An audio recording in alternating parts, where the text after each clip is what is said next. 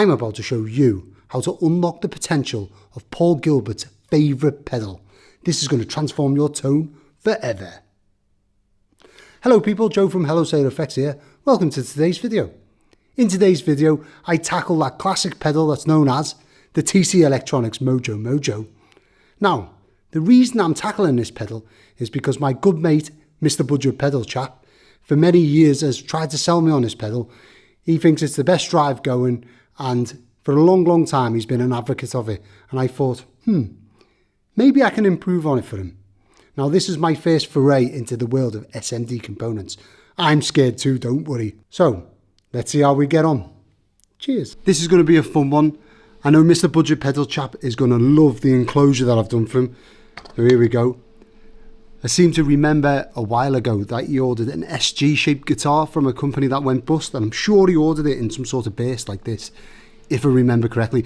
I'm sure Mr. Budget Pedal chap will correct me on that one in the comments, no doubt. Actually, on that subject, he doesn't know I'm building him this pedal. I am building it now, and hopefully I'll get it to him before the video comes out. So I've got some sort of feedback on that one, but he has no clue at the minute. Now, the mods we're going to do today are, firstly, over here, we're going to look at our input cap. It's currently 100 NF, and I'm going to make it switchable between 10 NF, 100 NF, and 900 NF. I could have used the 1 UF cap, but I've got this really nice Mullard tropical fish cap, and I thought, why not? I'll use it. And then, the mod that's going to make the most to the circuit, my personal opinion, is over here, which is the clipping diodes. So on the circuit here, we have these 4 clipping diodes. Now, what it is 2 diodes per half of the sine wave. So for example, the positive half of the sine wave will have 2 clipping diodes on it, and the negative half of the sine wave will also have 2 clipping diodes on it. They're kind of stacked together to make them stronger, because at the minute they are 4148, which are pretty standard. They do sound good. However, I'm going to change them for a set of 1N001s, which are more powerful, so you'll get a higher headroom potentially, and a set of Russian germanium or Soviet made germanium diodes. But because these are a bit weaker, I'm going to stack 3 of them together to try and bump up the signal there. It'll probably still be weaker than the 4148. As an added bonus, I'm also going to have on the 3-position switch, the center position being no diodes whatsoever, and that should give us a massive bump on the output, and see how that affects the tone. Personally, I always tend to prefer the high headroom, no diode option whenever I put this into play, but I'll be interested to see what Budget Pedal chap thinks of that. The first mod is going to be C1, which is situated here, right next to the stomp switch. Now, if you were going to do this mod, you could remove C1 and then reuse it. But for me, if I'm going to take it out of the circuit, I might as well put something boutique in there, quote unquote. I know how much people love me using that word. I might as well put something boutique in there to replace it. I'm going to go ahead and remove it now. If you want to see how I remove components from a PCB, you're much better going back to something like my blues driver video linked above. That'll show you how I do it. It's pretty crude, but there you go. That's C1 removed. Next step is going to be to attach 2 wires coming from where C1 used to be, and running them long enough so then they can reach my enclosure. So basically, with the enclosure, I'm going to do away with the battery snap, and in its place, if I take the back off, in its place, I'm going to situate the diodes and the caps in this gap here. So we're going to have our switches at the front, and then coming off the back of them is going to be the diodes and the caps. Now, right now I plan to run them on this board here. However, I'm already seeing, this is why no plan survives first contact with the enemy. I'm already seeing that there's no chance I'm going to get that on a board and my switches in there. Well, it's pretty darn close. So instead, what I'm going to do is I'm going to attach the caps to the back of the switch, except for this one, which I'm probably going to mount on the inside here, like such. So I'll attach these 2 caps to the switch. I'll leave this one until later when it's all back in place. In fact, we're working this out as I'm on camera here. I can actually fit the switch once I've fitted the caps and attach that to it, and then all I need to do is run wires, as I say, off this, and they can just attach the switch after I've reinstalled the PCB. And there you go, folks. That's a little insight into Hello Sailor's thinking behind doing a mod. None of it's planned, and it's all off the cuff. That's 2 cables now added, or 2 wires now added to our input cap. They're long enough so then I can reach the switch once I get it all inside. I'm going to put that to one side now, and I'm going to focus on the actual switch itself. So firstly, in the center position of this switch, it won't be connected to either side of these lugs. It'll just be these 2 pins in play, which is going to be our 10 NF cap, right? And then I'm going to put our 100 NF on one side, which means that we'll have 110 NF in total when it's switched in that direction, and 910 in the opposite direction, which I'll wire this inside the enclosure once I've finished with the switch. There's our switch added to the enclosure, and also the first 2 caps are installed. Now next I'm going to add in this cap here. I'll be using some sort of sticky back foam pad to keep it in place, and then I'll just run the leads of this cap to attach on. I'll probably slide it a bit further over to give us space for our clipping diodes. I have test fitted the PCB, by the way, so I know the PCB ends here, and we've just about got enough room to squeeze these caps in. Maybe I should have gone with something more sensible, but that wouldn't have been me then, would it? I know I bang on about this in most of my videos, but as you can see here, we've attached one lead here, and we've got to get this lead all the way over here. How are we going to do that? Well, I'll tell you how. By the fact that I've saved my component legs from previous snips of these caps, so then I can use them to breach the gap. That's the first part of our mod complete. We have our caps wired up to our switch. It'll look like that on the side of the enclosure. I know people don't like these switches at the front, but there really wasn't any room to put them anywhere else. Next, I'm going to move on to the clipping diode switch. As far as clipping diodes go, my usual trick of bending the legs and lying a diode across will work. However, we have to make this helicopter-like structure first to join 2 diodes together. So I'm simply crossing them over and giving them a twist. I think this is how most people would join diodes together to solder them in for this sort of thing.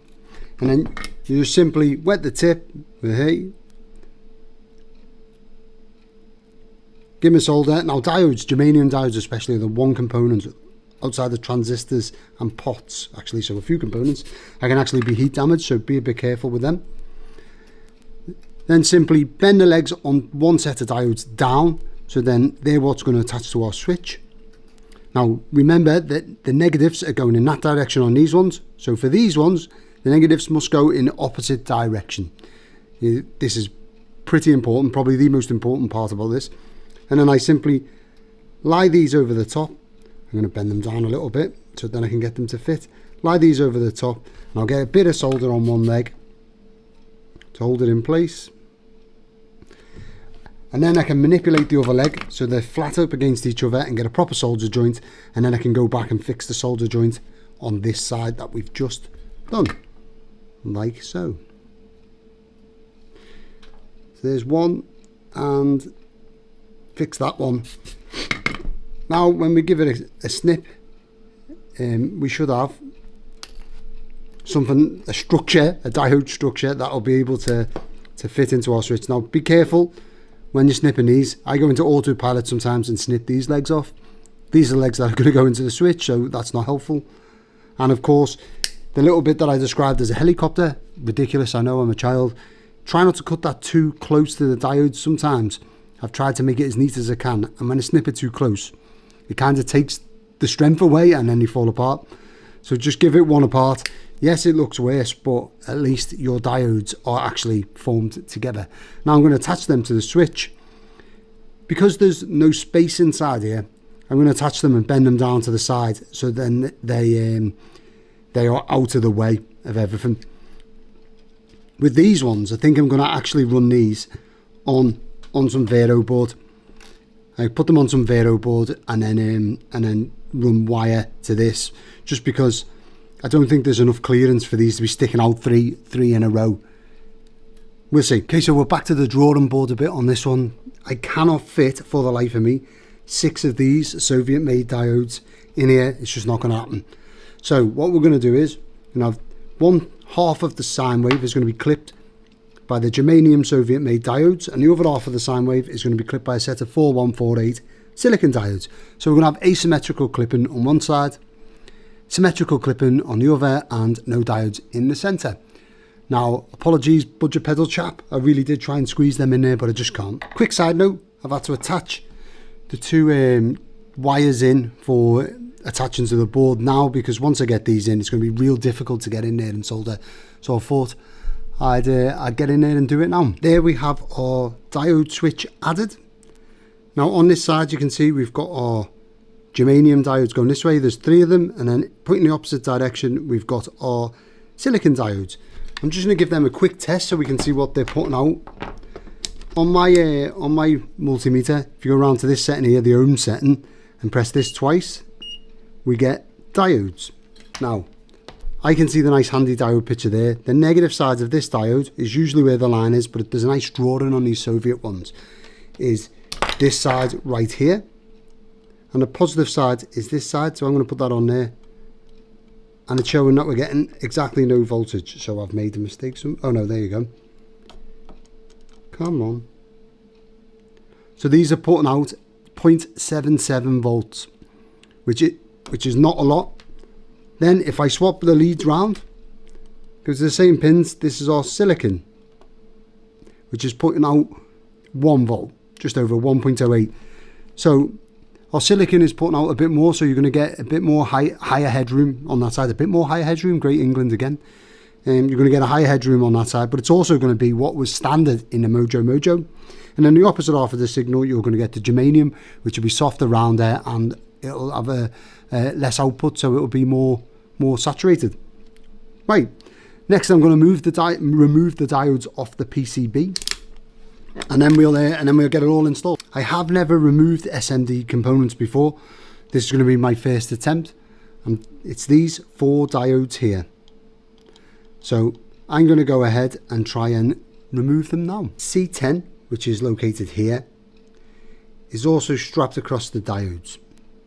There's some other bits going on, but basically that's strapped across the diode. So what we want to do is we want to find out which end's attached to C10 and which end's attached to the other side of C10. So we're going to clip our diodes across these 2 legs.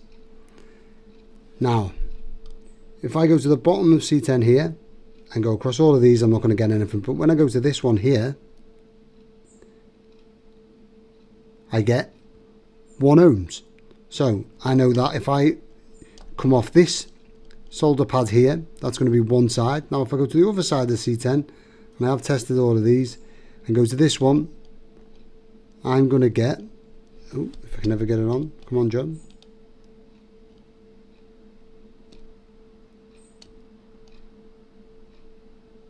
I'm also going to get 1 ohms. So I know that that solder pad there and this solder pad here are going to be the ones that I need to come off to make my diodes connect to the circuit. So I'm going to run some wires from them and run them out towards the switch. That's our wires now attached in place of our diodes. All I'm going to do is I will run them over and attach them to these wires here, heat shrink them in.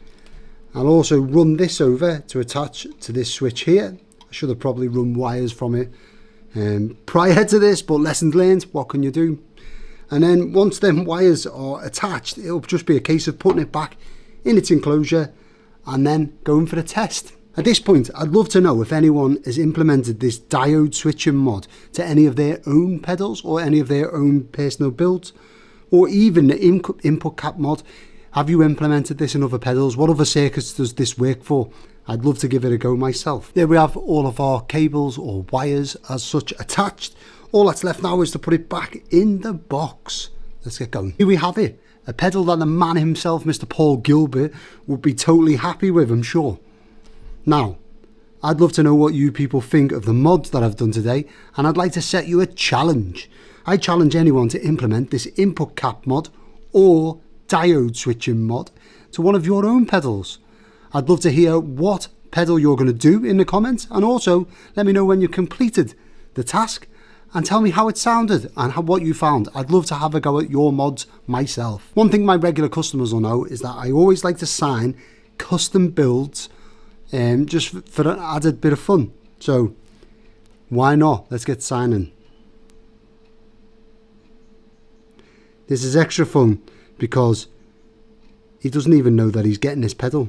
He's left us a nice little box to sign here. Look at that. And we'll even give him some kisses on the end. Why not? So, hopefully, Mr. Budget Pedal Chap, if you're watching this, cheers, mate. I hope you're a great sport and you enjoy this pedal. And for all the Paul Gilbert fans out there, I'd love to know if you implement this mod onto your Paul Gilbert MojoMojo pedals, and let me know how that sounds too. Now that our modding fun is complete, it's time for the sound test. I'd love to know your thoughts in the comments, which you prefer, whether you like the modified version or the classic MojoMojo.